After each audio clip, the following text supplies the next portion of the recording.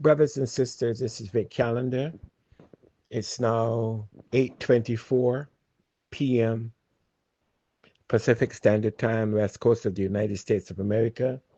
Today is the 25th day of April, 2025. I am greeting you, coming to you hoping that all is well with you and your families. All is well with your health. The most important thing is your health, and your health is your wealth.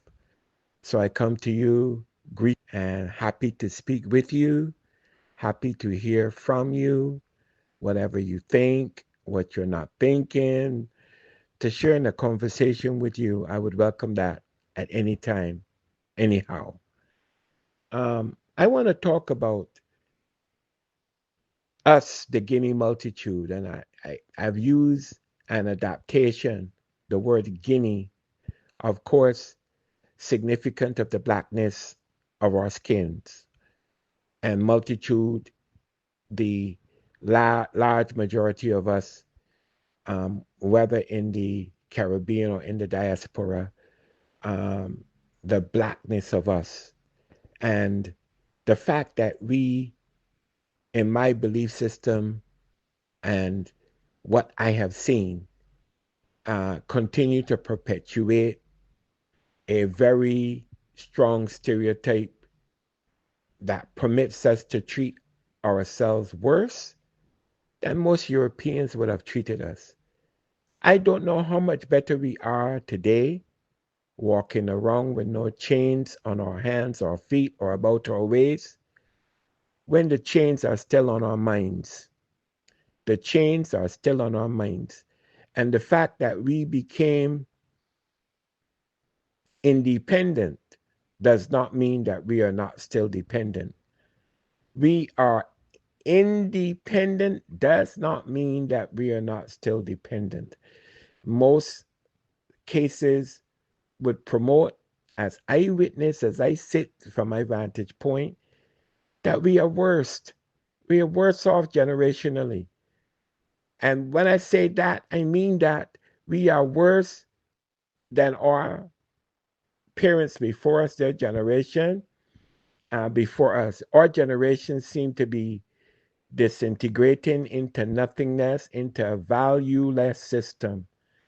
And I think that this is all a part of a design um, that's co opted oftentimes by governments and politicians who are inept and unable to provide the level of leadership that's needed to bring people up from the levels of struggle to positions of satisfaction and decent employability and other things.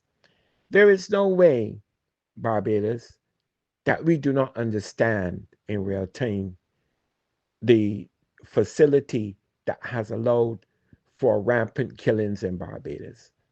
And maybe we need to start looking at the actuarial tables and looking at the insurance schemes and what governments have to pay out when people live beyond an age that would facilitate for them to be able to draw what is akin to social security in this country in Barbados, whatever national insurance scheme you have there that would allow for that. So I believe that the rampant killings in Barbados are tied to the actuarial tables, and for people understanding the level of complexity that goes into the sustenance of the provision for insurances at a ripe old age for you to live into a ripe old age, and that consequentially, um, because governments have no solutions to the problems of the Guinea multitude, there is facility in place to perpetuate people dying, um, casualties of a system that is callous and often has no reflection of what it needs to do to protect the Guinea multitude in Barbados and beyond, even here in these United States. Politicians are hired to provide a public service to the masses or to assist with it. They say hierarchically that the protection of life and property and the raising of taxes are at the apex of governance. How many politicians globally are able to do that today?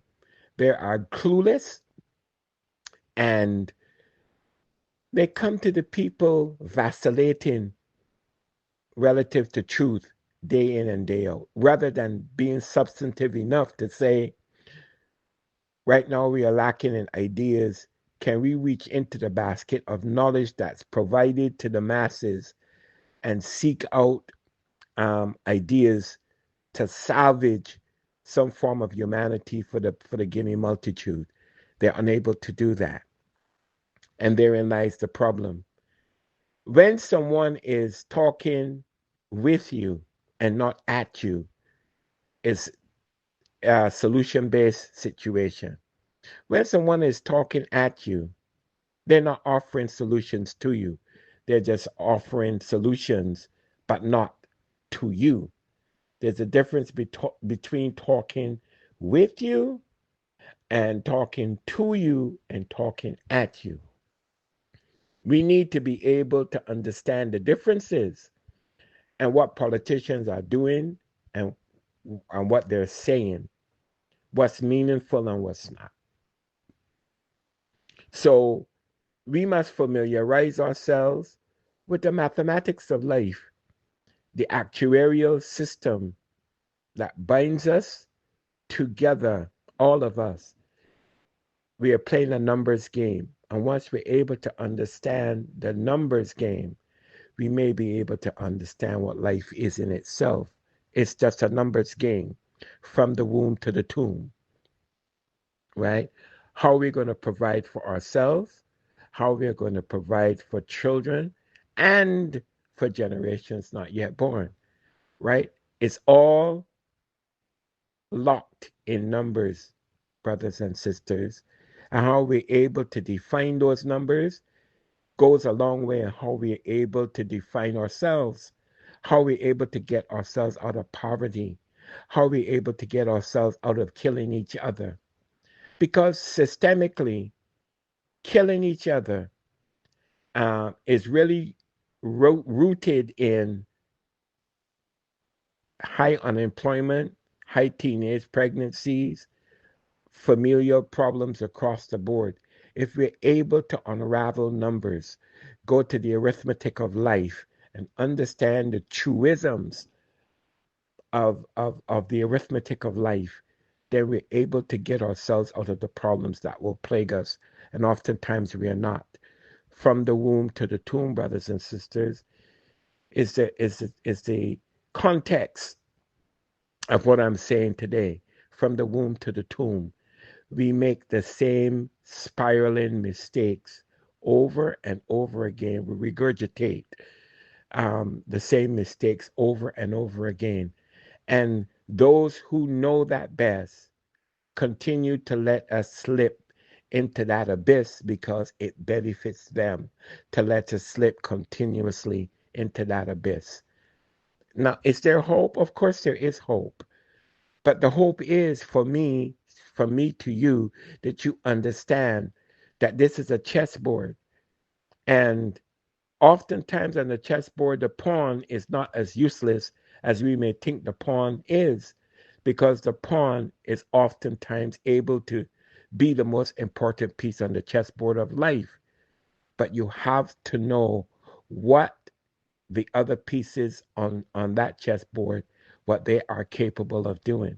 And you have to be able to calculate every single move that's afforded you in this life. Don't have children that you can't afford to have.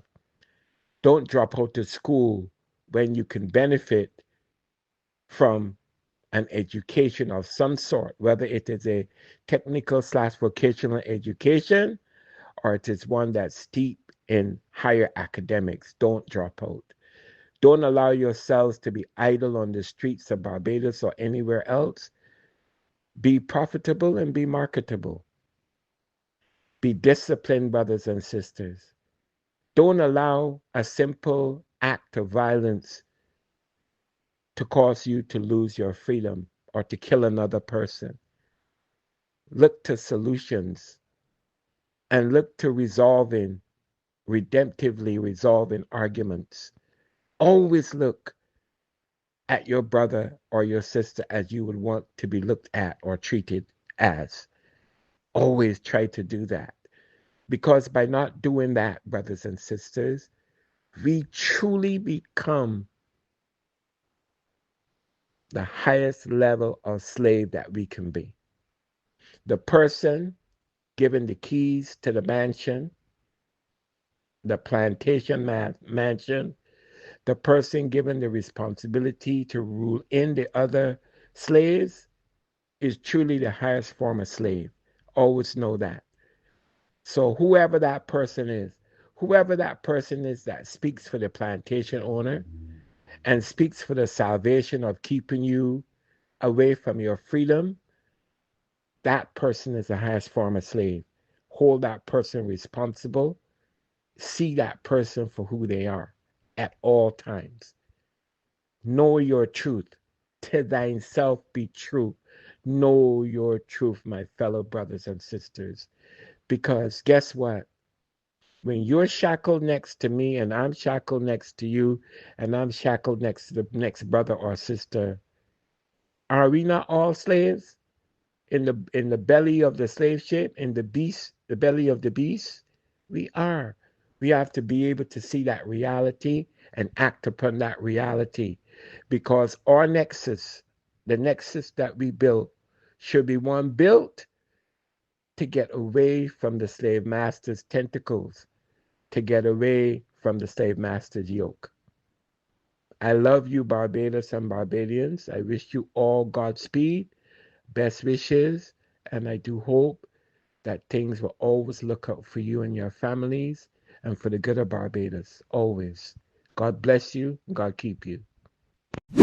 Help me spread the word about Naked Departure via social media. Subscribe and share to show support and love for our channels.